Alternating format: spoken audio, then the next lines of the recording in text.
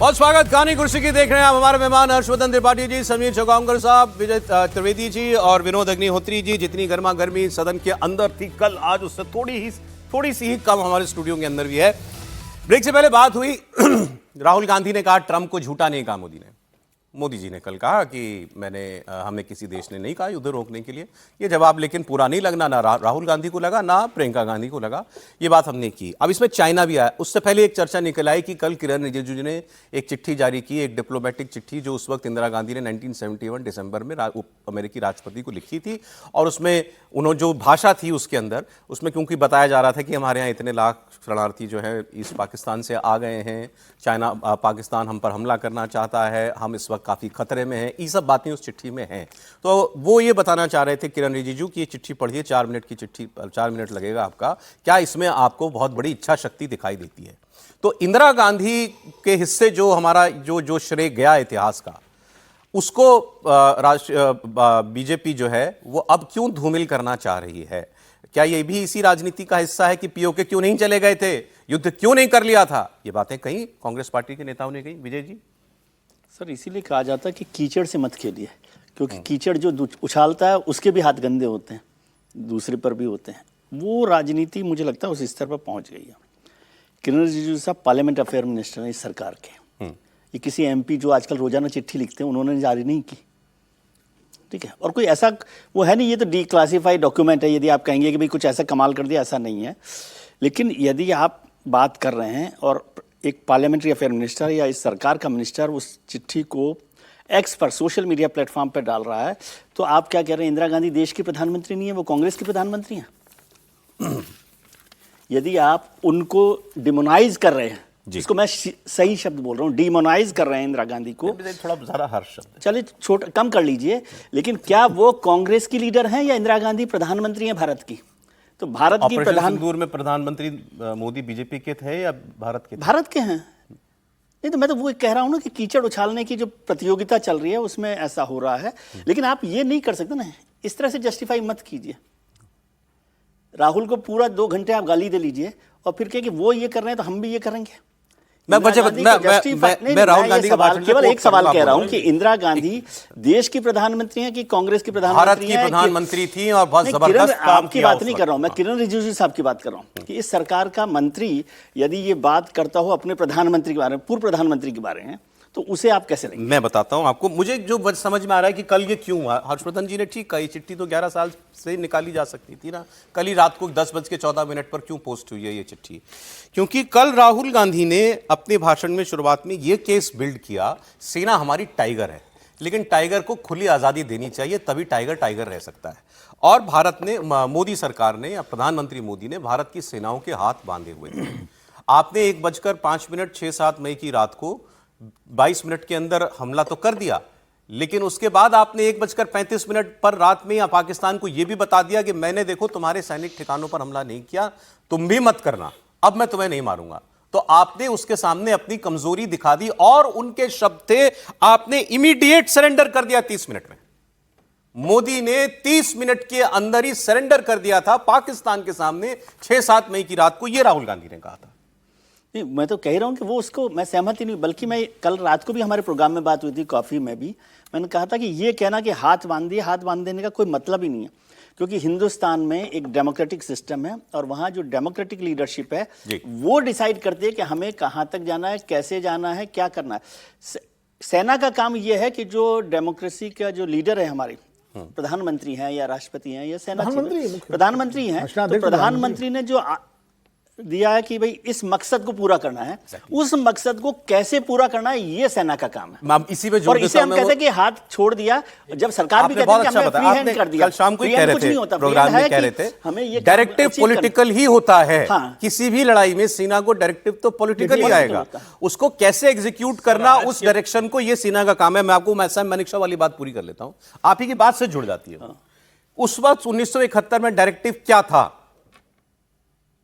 Directive क्या ये था कि बांग्लादेश हमको एक हिस्सा अलग कर देना है पाकिस्तान का। सैम मानेकशॉ को क्या कहा था इंदिरा गांधी ने? उसके ऊपर तो पिक्चर बन गई, फिल्में बन गई, सारी बातें हुई हैं। सैम मानेकशॉ का एक पुराना वीडियो भी आप शायद आपको ढूंढेंगे तो मिल जाएगा, मेरे तो फोन पर आया। उसमें सैम मानेकशॉ ये कहते हैं कि मैंने जो एक डिटेल प्लान प्रधानमंत्री को दिया उस वक्त इंदिरा गांधी जी को, और मैंने उनसे ये कहा कि मैं पूर्व में भी जंग करूंगा और पश्चिम में भी जंग करूंगा। मतलब मैं उधर जहां अब बांग्लादेश है, ईस्ट पाकिस्तान था, मेरी सेना वहां भी युद्ध करेगी और मेरी सेना यहां पाकिस्तान में भी युद्ध करेगी, पश्चिम में जहां लाहौर है। और उन्होंने कहा कि यह प्लान लड़ाई शुरू होने के कुछ दिन पहले ही बदला गया, और यह बदला गया इंदिरा गांधी जी के कहने पर। इंदिरा गांधी जी ने मुझसे कहा, सैम आप केवल पूर्व पर ध्यान दीजिए, पश्चिम में आपको कुछ करने की जरूरत नहीं। वो अलग बात है कि पश्चिम से फिर हमला पाकिस्तान ने ही कर दिया था, तो फिर वो युद्ध शुरू ही हो गया। लेकिन भारत के प्रधानमंत्री का बड़ा साफ निर्देश था कि आप पूर्व पर केंद्रित कीजिए, ईस्ट पाकिस्तान पर, देखिए वेस्ट पाकिस्तान पर नहीं। होता है ना, मैं चाहे ऑपरेशन सिंदूर हो, चाहे कारगिल हो, चाहे 71 हो, चाहे 65 हो, जितनी लड़ाइयां हमने जीती हैं। 62 की बात इसलिए नहीं गए, वो तो हमारी गए, तो चीन ने ही हमला किया था हमारे ऊपर। पॉलिटिकल लीडरशिप एक टारगेट तय करती है। ऑपरेशन सिंदूर में टारगेट ये था कि हमें आतंकवादी ठिकानों को ध्वस्त करना है। जो 21 सूची हमको हमारी इंटेलिजेंस सोर्सेज से मिली थी, उसमें हमको 9 ठिकानों का टारगेट हुआ था ध्वस्त करना। वो 9 ठिकाने ध्वस्त के टारगेट अचीव हो गया। उनको बता दिया गया एक डिप्लोमेटिक कमिटमेंट के तहत कि हमने आपके जो टेररिस्ट आउटफिट है उनको मार दिया है, हमारा युद्ध का कोई इरादा नहीं है, और अब आप जो है रिटेलिएट मत करिए। सीधी सी बात है, इसमें कोई मुझे कहीं आपत्तिजनक बात नहीं दिखाई थी। ये कोई सरेंडर नहीं था। ये नहीं सरेंडर नहीं था, कोई सरेंडर नहीं था। ये राहुल गांधी को पता होना चाहिए। मैं राहुल गांधी के पिता जब प्रधानमंत्री थे तब ऑपरेशन ब्रास्टैक्स हुआ था 1989 में। बहुत बड़ी एक्सरसाइज, बहुत बड़ी एक्सरसाइज हुई थी, और वो इतनी बड़ी एक्सरसाइज हुई थी कि ऐसा लगा था पाकिस्तान को डर के कि वो भारत हमला कर रहा है। और उसके बाद पाकिस्तान यूनाइटेड नेशन में गया, उसने ये अपनी आशंका प्रकट की, और तब यूनाइटेड नेशन ने इंटरवीन किया कि भाई ये क्या हो रहा है। और तब भारत और पाकिस्तान के बीच में अंडरस्टैंडिंग बनी थी कि कोई भी एक्सरसाइज होगी, कुछ भी होगा, तो आप एक दूसरे को इन्फॉर्म करेंगे। उसी के तहत भारत सरकार ने इन्फॉर्म किया। ये बात कहनी चाहिए थी रक्षा मंत्री को भी और विदेश मंत्री को भी, पहले कहा गई, और पहले कही गई है, और सच्चाई यही है। तो ये सरेंडर वेंडर की बात, सरेंडर तो किया ही नहीं। मैं तो सरेंडर वाली बात से बिल्कुल सहमत नहीं हूँ। और राहुल गांधी कुछ अबव द बोर्ड हो जाते हैं, न तब सरेंडर किया, न कभी सरेंडर नहीं किया। पॉलिटिकल लीडरशिप का टारगेट था आतंकवादी ठिकानों को ध्वस्त करना, पीओके टारगेट नहीं था। पीओके के लिए लड़ाई भी शुरू नहीं हुई थी। पीओके की बात खाली इसलिए आई कि चुनाव के दौरान भाजपा के तमाम बड़े बड़े नेताओं ने, और खासकर जो कल अखिलेश यादव ने जिक्र किया था डबल इंजन का, कि एक मुख्यमंत्री जी ने कहा कि सरकार बनने दिए 6 महीने में पीओके ले लेंगे। तो इसलिए पीओके एक तरह से तंज के रूप में ये इस्तेमाल कर रहा है विपक्ष। सरकार का टारगेट पीओके नहीं था इसमें। अखिलेश जी की बात भी बताता हूं। वही बात 71 की थी कि टारगेट ईस्ट पाकिस्तान था, वेस्ट नहीं था। तो पॉलिटिकल, और ये बात सही है, डेमोक्रेटिक उसमें जब मिलिट्री रूल रहा हो अलग बात है। सेना को छूट देने का मतलब ये होता है कि आप पूरी तैयारी कीजिए, सब कुछ आप जो युद्ध के लिए जरूरी हो करिए, और तय क्या करना है ये पॉलिटिकल लीडरशिप तय करती है। ठीक है, मैं अखिलेश यादव जी और चाइना और उस पर मोदी जी का जवाब सुनाऊंगा। आप कुछ कहना चाह रहे थे? सॉरी। नहीं, मैं मतलब सारी बातों पे सहमत होते हुए सिर्फ एक लाइन ये कह रहा हूँ, इस चिट्ठी की 2 लाइनें पढ़ दीजिए ना, आप पढ़ दीजिए, आखिरी वाली पढ़ दीजिए।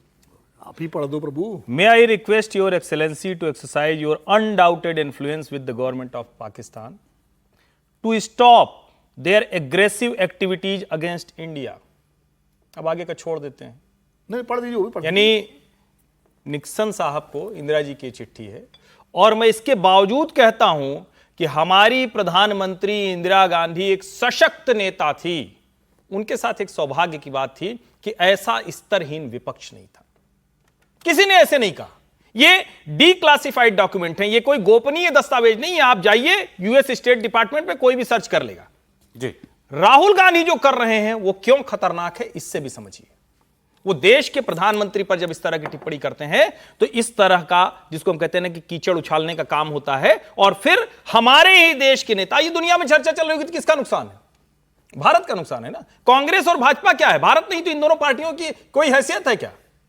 राहुल गांधी बिना सत्ता की इस स्थिति में आ जाएंगे कि ऐसे ऐसे बयान देंगे, ये खतरनाक है। अब जरा अखिलेश यादव जी की बात आप सुनिए। वैसे राहुल गांधी के भाषण में भी ये मुद्दा आया था कि चीन और पाकिस्तान ये पहले मित्र देश थे, अब ये जुड़ गए हैं, इनका फ्यूजन हो गया है, और ये भारतीय विदेश नीति का सबसे बड़ा फेलियर है कि ये काम हमने होने दिया। क्यों हमने इन दोनों को अलग नहीं रखा? ये बात अखिलेश यादव ने भी कही कि चाइना ने मदद की, चाइना ने हथियार दिए, चाइना ने तकनीक दी, इसके बावजूद ये सरकार चीन का नाम लेने की हिम्मत क्यों नहीं दिखाती? भारत सरकार को असली दुश्मन न दिखाई देता हो, जहां लगातार ये बात कही जाती है कि जितना भी टेररिज्म है या टेररिस्ट आते हैं पाकिस्तान से आते हैं, लेकिन पाकिस्तान के पीछे कौन खड़ा है? चीन खड़ा है। आखिरकार ये जो युद्ध हुआ, क्या जब भी कभी होगा अटैक तो हमें इसी परिस्थितियों से गुजरना पड़ेगा? तो ये बड़े सवाल हैं जिसका जवाब सरकार को देना चाहिए। कारोबार से आप भाग नहीं सकते हैं, कारोबार साथ चलेगा। इसलिए मैंने कहा कि चीन हमारी ज़मीन भी छीन रहा है, चीन हमारा कारोबार भी छीन रहा है। यहां बार बार एक बात का जिक्र हुआ और मैं फिर से करना चाहूंगा। अक्साई चीन की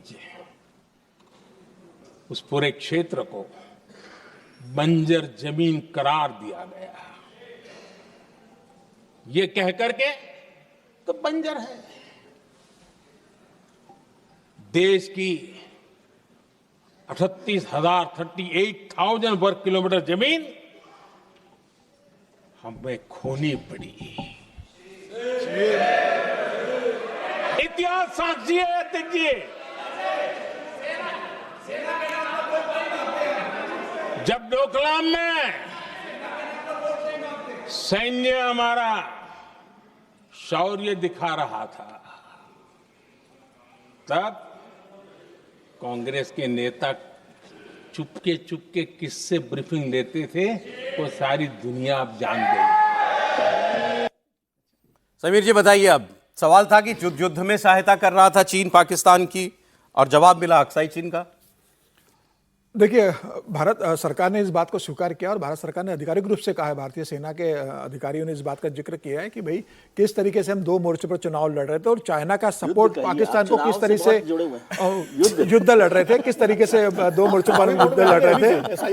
बिहार तो मुझे लगता है कि सेना ने बहुत स्पष्ट कर दिया कि जो चीन का हस्तक्षेप था और चीन का जो टेक्निकल सपोर्ट पाकिस्तान को युद्ध में रहा है, मुझे लग रहा है वो बहुत क्लियर कट सेना ने कहा है, और सेना बिना सरकार के सहमति से चाइना का जिक्र नहीं करती। तो मुझे लग रहा है कि ये बात सरकार भी इस बात को मानती है कि पाकिस्तान के पक्ष में पर्दे के पीछे जिस तरीके से चाइना ने सपोर्ट किया है वह सरकार की नॉलेज में था। और मुझे लगता है कि बार बार इस बात का जिक्र करना चीन की जमीन को लेकर, देखिए जब अटल बिहारी वाजपेयी विपक्ष में थे उस समय जमीन चली गई थी, अटल जी कहते थे भाई जमीन वापस कब आएगी, सरकार जमीन वापस लेके आए, जमीन क्यों छोड़ दी। फिर सरकार जनता दल की आई, अटल जी विदेश मंत्री बने, तो अटल जी से पूछा गया कि भाई अब तो जमीन वापस आ जाएगी, तो अटल जी ने कहा कि भाई विपक्ष में रहने की बात अलग होती है, सरकार में आने के बाद 50 चीजें देखना पड़ती है। अच्छा। तो हम जब पूर्ण बहुमत की सरकार आएगी तब हम देखेंगे। तो हम मोदी जी भी सरकार में है, मुझे लगता है मोदी जी जिस तरीके से चाइना से लगातार बातचीत चल रही है, चाहे वो बॉर्डर का इश्यू हो, चाहे वो अक्साई जगह का हो, भविष्य में जरूर कोई राह निकलेगी। लेकिन फिलहाल मुझे लगता है कि जिस तरीके से प्रधानमंत्री मोदी ने कल लोकसभा में जो जवाब दिया है कि चीन को लेकर, ये साफ साफ एक तो कांग्रेस को उन्होंने आईना दिखाने का काम किया है, और सरकार ने अब तमाम मोर्चों पर इस बात को स्पष्ट कर दिया है कि पाकिस्तान और चीन जिस तरीके से मिलकर एक ताकत बन रहा है, या किसी से छुपा नहीं है। और दुश्मन का दुश्मन दोस्त होता है ना, भारत के तो दोनों दुश्मन है, पाकिस्तान से भी भारत ने युद्ध लड़ा है और चाइना से भी भारत ने। राहुल गांधी के प्रश्न तो चाइना और पाकिस्तान तो साथ हमेशा आएंगे ही। ये नहीं, ये अभी आपने जो बात की, राहुल गांधी का सवाल ये है, और उन्होंने कहा कि मैंने 3-4 महीने पहले इसी हाउस में कहा था, देखो दोनों बहुत तेजी के साथ इनके इंटरेस्ट जुड़ रहे हैं, आप कुछ कीजिए। इस सरकार को जगाने की कोशिश की थी, लेकिन सरकार ने कुछ नहीं किया, और आपने देखा कि युद्ध में चाइना ने पाकिस्तान की मदद की। तो सवाल यह कि राहुल गांधी जो बात कह रहे हैं, क्या वो अभी आजकल की 10-12 सालों की, 2 दशक की बात है क्या, कि इसी बीच में चाइना और पाकिस्तान इतने नज़दीक आ गए, और चाहते हम तो ऐसा हम करने से रोक सकते थे। मुझे तो अभी आप लोगों को याद होगा, शाक्सगाम वैली जो है पाकिस्तान ने चाइना को कब गिफ्ट कर दी थी? 67-68 में, 60 के दशक में दे दिया था ना। एक घटना बताता हूँ आपको जी। विश्वनाथ प्रताप सिंह ने खुद बताई थी, वो प्राइम मिनिस्टर थे, कि बीच में वीपी सिंह का समय, हालांकि उनका कार्यकाल 10-12 महीने का ही था, 11 महीने का, लेकिन पाकिस्तान के साथ बहुत तनावपूर्ण संबंध हो गए थे कश्मीरी आतंकवाद को लेकर के। जब वो तो लग रहा था युद्ध हो जाएगा, वीपी सिंह ने खुद फर्स्ट, मतलब उन्होंने हम लोगों से चर्चा की, हम 2-3 पत्रकार बैठे हुए थे, तो बोले हमने चीन से बात की। अच्छा। और चीन से कहा कि भाई हम अपनी फोर्सेस का मूवमेंट वेस्टर्न बॉर्डर पे कर रहे हैं, तो आपसे हमें ये सहयोग चाहिए कि आप उस बॉर्डर पे कोई किसी तरह का डिस्टर्बेंस ना हो, और चीन ने हमें आश्वस्त किया कि ठीक है, और उसके बाद हमने अपनी फोर्सेस का मूवमेंट वेस्ट की तरफ बढ़ा दिया। तो ये कोशिशें सरकारें करती हैं जब युद्ध वगैरह की स्थिति आती है कि जो पड़ोसी मुल्क होते हैं उनको ये करती हैं भाई आपके बॉर्डर पे। तो ये मुझे कहने का मतलब है कि दोनों देशों को अलग करने की बात ये है कि चीन खुल के जिस बार ऑपरेशन सिंदूर में आया है ना, या 71 में भी खुल के आया था, आप देखिए 71 में चीन पाकिस्तान के बिल्कुल खुल के साथ था, अमेरिका और चीन दो देश सबसे ज़्यादा साथ थे। उसके बाद धीरे धीरे जब भारत के साथ चीन के संबंध, जैसे कारगिल में आप देखिए जब अटल जी थे तो चीन नहीं आया। कारगिल के समय हमने लड़ाई लड़ी, एक तरह से भारत पाकिस्तानी सेना से लड़ाई लड़ रहे थे, घुसपैठिए थे कौन, वो तो पाकिस्तानी सेना नॉर्दर्न लाइट इन्फेंट्री थी, बाद में से पता लग गया। लेकिन उस समय की जो सरकार हमारी थी, भारत सरकार होती है, चाहे बीजेपी की रूल करे कांग्रेस कर रही हो, अटल जी प्राइम मिनिस्टर थे, चीन को बैलेंस किया हमने, और चाइना नहीं आया उस तरह से खुल करके कारगिल के समय पाकिस्तान के साथ। ये बात मतलब भारतीय कूटनीति की एक विशेषता है जो मुझे लगता है कि ये चैलेंज है कि पाकिस्तान। सर, एक नया एलिमेंट इसमें ये नहीं जुड़ गया, आप मानते हैं कि आज तो चाइना की इकोनॉमिक इंटरेस्ट जुड़ गए ना, ये सीपेक जो China Pakistan economic corridor, China के $100 बिलियन से ज्यादा का ट्रेड है, बैलेंस है, तो हमारा बाजार इतना बड़ा चाइना के पास है, हम उसकी तो हमसे उनका सीपैक है, तो आप न्यूट्रल तो रह सकते हैं। आप खुल के उनके साथ आएंगे तो फिर तो भारत के साथ एक तरह से ये होगा ना, वादा खिलाफी होगी। तो वो मेरा कहने का मतलब है, वो एक डिप्लोमेटिक चैलेंज जरूर है भारत के सामने कि दोनों देशों को किसी तरह सेपरेट रखा जाए। बताइए, तो राहुल गांधी ने चेताया था, सरकार नहीं चेती। देखिए, राहुल गांधी का बस चले ना तो रोज सुबह उठ के 2 चेतावनी जारी कर दें और उसके बाद वो एक सही हो जाएगी। जैसे हम लोगों के गांव घर में वो हाथ देखने वाले होते हैं तो बता देते हैं कि अच्छा आज जाओगे तो ये होगा, आज जाओगे ये होगा, तो कोई ना कोई एक बात चल ही जाती है। राहुल गांधी ने जो कहा उसको जरा ध्यान से सुनना चाहिए। राहुल गांधी ने कहा चीन और पाकिस्तान 2 फ्रंट है। कब कहा? कहते हैं कुछ महीने पहले सदन में कहा। अरे भाई, तो हम तो ये आज से जान रहे हैं, नेहरू जी की समझ जान रहे हैं, लेकिन नेहरू जी ने फिर भी चाइना को यूएनएससी की परमानेंट मेंबरशिप दी। उनका यह तरीका था चीन को अपने साथ लाने का, नहीं ला पाए, हिंदी चीनी भाई भाई नहीं हो पाया। तो अब राहुल गांधी को पता नहीं इतिहास वगैरह पढ़ते हैं नहीं पढ़ते हैं, फिर चलिए उसके आगे आ जाते हैं, छोड़ देते हैं इंदिरा जी, नेहरू जी, राजीव जी, सबको छोड़ देते हैं। राहुल गांधी, डोकलाम के समय क्या हुआ था, उसका जवाब आज तक आया क्या? ट्रंप को झूठा करार देना है प्रधानमंत्री के मुंह से। राहुल गांधी ने क्या बताया उस पर? आपको कोई ऐसी जानकारी पक्की वाली मिली क्या? गलवान में जो हुआ, हम बराबर खड़े थे या पीछे हट गए? नहीं हटे ना पीछे। और तास न्यूज एजेंसी ने बताया कि जिस तरह से हेलीकॉप्टर की फेरी हुई, कम से कम 60, संख्या 100 तक भी जा सकती। तास हमारी न्यूज एजेंसी नहीं, रशियन न्यूज एजेंसी ने बताया। सवाल यह है कि हम कैसे भारत को प्रस्तुत करना चाह रहे हैं। और मैं बार बार कह रहा हूं, लड़ाई होगी, एक दूसरे के नेताओं पर खूब तीखी तीखी टिप्पणियां होती हैं, कोई निकाल लीजिए, वो अपने पार्टी में भी खूब तीखी टिप्पणियां होती हैं, लेकिन जब आप देश को कमजोर करने लगते हैं तो राहुल गांधी बन जाते हैं। पिछले कुछ समय से लगातार ये हो रहा है। और जहां तक रही चीन का नाम लेने की बात, तो कहां चीन भारत को रोज कुछ ना कुछ कहे जा रहा है। चीन भी तो वही कर रहा है ना, डिप्लोमेटिकली अपनी जो पोजीशन है उसको स्ट्रांग कर रहा है, एडवांस करने की कोशिश कर रहा है। भारत भी वो कोशिश कर रहा है। क्या चीन पाकिस्तान के साथ अपनी सेना लेके उतरा था? क्या नहीं उतरा? क्या अमेरिका पाकिस्तान के साथ उतरा था? नहीं उतरा। लोग करें मुनीर को लंच करा दिया। अरे भैया, 2014 के पहले जब नरेंद्र मोदी की सरकार आई, उसके पहले पाकिस्तान को दी जाने वाली अमेरिकी जो पैसा कह लीजिए, दान कह लीजिए, राहत कह लीजिए, जो भी कह लीजिए, वो कभी रुका ही नहीं था। रुका कब? जब नरेंद्र मोदी सरकार आई और उन्होंने कहा कि नहीं ये रोकना पड़ेगा, और यही ट्रंप रोके थे। ठीक, आज उनको अपनी दूसरी डिप्लोमेटिक, चाइना पाकिस्तान हमेशा से ही दोस्त रहे, आप ये कह रहे हैं? हमेशा हमेशा। एक चीज हर्षवर्धन जी भूल गए कि FATF में पाकिस्तान को कब डाला गया था और कब फ्री उससे बाहर निकाला गया। FATF में सर ब्लैक लिस्ट में था। FATF में 2012 में डाला गया था सर, ब्लैक लिस्ट और 2022 में निकाला गया। तो ऐसा नहीं है मतलब कि सब कुछ हरा हरा नहीं है। अभी भी नहीं निकला। नहीं, FATF की ग्रे लिस्ट में। नहीं, ग्रे लिस्ट से निकल गया है। अब चेक, ग्रे लिस्ट में नहीं, ग्रे लिस्ट में नहीं है। अब वो किसी लिस्ट, अब वो नहीं है। अब तो वो यूनाइटेड नेशन का वाइस चेयरमैन है एक कमेटी का नहीं। अगर आपकी बात भी हम मान लें तो 2014 से 22 तक FATF की ग्रे लिस्ट में था ना। आप यही कह रहे हैं 22 में निकाला गया। 22 में निकला। मैं ये कह रहा हूं अंतरराष्ट्रीय स्थितियों को क्या हम देश के खिलाफ इस्तेमाल करेंगे? ये सवाल नहीं करना चाहिए, बस इतना ही। और क्या है? जैसे आपने कहा वो तब रुका तो मैं खाली तथ्य वो भी है साथ नहीं, मैं तो उसी इसको- तत्व कह रहा हूं कि आपको- अंतर्राष्ट्रीय- ये विषय भी आपको उठा enrich पार्लियामेंट किया में। मैंने, हाँ नहीं वो भी ठीक है, तथ्य। ये विषय भी उठा के ये विषय भी उठा के ये क्या उसको FATF देश के का- खिलाफ हमारे नेता विपक्ष को नहीं इस्तेमाल क्या करना। FATF पे हम भारत दबाव डालकर दोबारा डलवा सकता है ग्रे लिस्ट में या ब्लैक लिस्ट में, ये भी बात भी उठी है कल। बात लेकिन चाइना की हो रही है और खास तौर पर उन्होंने कोट किया था राहुल गांधी ने, जो हमारे वाइस चीफ हैं लेफ्टिनेंट जनरल राहुल सिंह, उनकी बात को कि चाइना ने लाइव लैब बना दिया अपने हथियारों का पाकिस्तान को और रियल टाइम इंफॉर्मेशन शेयरिंग हो रही थी। तो वो उनको उस कोट को पढ़कर उन्होंने कहा कि क्या किया भारत ने इस विषय में। ये तो आप क्या सवाल पूछ रहे, क्या डिप्टी चीफ ने गलत तरीके से ब्रीफ किया था? ये कह रहे हैं मैं इस सवाल से तो सहमत नहीं हूँ।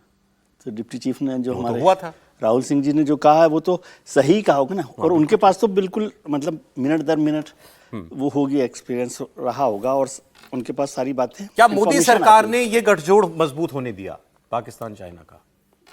नहीं, पाकिस्तान चाइना का मोदी सरकार ने गठजोड़ नहीं होने दिया, लेकिन हमारी सेंसिटिविटीज़ पर मेरे को हैरानी हो रही है थोड़ी सी कि अक्साई चीन की चर्चा करें, नेहरू ने जमीन दे दी, तो वो क्या भारत के लिए शर्मिंदगी की बात है कि कांग्रेस के नेता नेहरू के लिए शर्मिंदगी की बात है? भारत युद्ध हारा था, भारत की बात है। नहीं, तो रोज आप जब जिक्र करते हैं इस बात का, तो भारत को शर्मिंदा करते हैं या सिर्फ नेहरू को शर्मिंदा करते हैं? सर, हर सिक्के के दो पहलू हैं। हर- 1 लाख बार कहा गया होगा नरेंद्र डोकलाम मोदी की पर- लाख कहां चली जाती है शी जिनपिंग को देख के। वो आपको तुरंत याद आ जाता है। नहीं, मैं कह रहा हूं कि यहां मैं यही बदनामी कह रहा किसकी हो रही है? नहीं, तो वही बात, तो वो बात नेहरू से मोदी तक एक ही है। आप दो सहमत, तरीके से इस अलग पे अलग सहमत। मत देखें, मैं इस बात पर जोर दे रहा हूं। नेहरू को जब आप कहेंगे तो भी आप देश को वो शर्मिंदा कर रहे हैं, और मोदी को कह रहे हैं तो भी शर्मिंदा कर रहे हैं। ठीक है, पहली बात। चीन और पाकिस्तान का रिश्ता तो बहुत पुराना है, लेकिन हम उसके साथ अलग अलग समय पर अलग अलग काम करते रहे। चीन के साथ रोज राहुल गांधी एक मीटिंग में मिला है, उसको कहना और चीन के साथ भारत सरकार के ट्रेड रिलेशंस कैसे हैं इस पर चर्चा करना अलग अलग मुद्दा है। अभी क्या हुआ है, आपने कहा कि ट्रंप साहब के लिए तो बोल दिया प्रधानमंत्री ने, मैंने कहा कि उस पर ठीक बात की है, लेकिन क्या चीन पर भारत सरकार ने कुछ बोला है? जब ये हमारे डिप्टी चीफ कह रहे हैं कि भाई ये वो लाइव लैब बना दी, दूसरा जो जहाज मिले, जो मिसाइल्स मिले, वो सब चाइना ने दिए हैं, लेकिन क्या भारत सरकार ने एक भी बात चीन को लेकर कही है? फिर छोड़िए, फिर वहीं पर आते हैं डिप्लोमेसी में कि क्या चीन के एम्बेसडर को भारत सरकार ने बुलाया और कहा ये क्या तमाशा चल रहा है? एससीओ की बैठक में रक्षा मंत्री वहां पर हैं और ज्वाइंट डिक्लेरेशन में नहीं है, डिक्लेरेशन में नाम। क्या भारत सरकार ने उस पर कोई रुख अख्तियार किया? नहीं किया। विदेश मंत्री जी वहां चले गए और कह रहे हैं हमारे दोनों देशों के बीच संबंध बेहतर हो रहे हैं। मुझे बताइए किस स्तर पर बेहतर हो रहे हैं संबंध? क्या नया ऐसा काम हुआ है? एससीओ के बाद ब्रिक्स में नाम आ गया सर। पहले ब्रिक्स में पहलगाम हुआ है। पहलगाम का ही बात कर नहीं, रहे ब्रिक्स अलग चीज है, एससीओ की बात कर रहा हूं मैं। वहां भी चाइना था क्योंकि ब्रिक्स नहीं, तो वो ब्रिक्स उस तरह से अलग चीज है, चाइना अलग चीज। ब्रिक्स में भी पहलगाम की निंदा की गई है। हाँ। वो तो सबने की नहीं, है। दूसरी बात मैं दूसरे आगे चल रहा पाकिस्तान हूँ में कि भी भारत और चीन के बीच ऐसे संबंधों में क्या बेहतरी हुई है कि हम वहां पर एयरलाइंस सर्विस शुरू कर रहे हैं दोबारा से। ठीक है। विदेश मंत्री ने जाकर कहा कि हमारे दोनों देशों के बीच संबंध बेहतर हो रहे हैं। और फिर मैं बात करता हूं कि हमेशा कंज्यूमर इज द किंग। जी। जब हम $100 बिलियन का ट्रेड डेफिसिट के साथ चीन के साथ चल रहे हैं, तो उनकी तो इतनी हैसियत ही नहीं होनी ठीक है। चाहिए कि हमारे खिलाफ कुछ काम करें। ऑलराइट।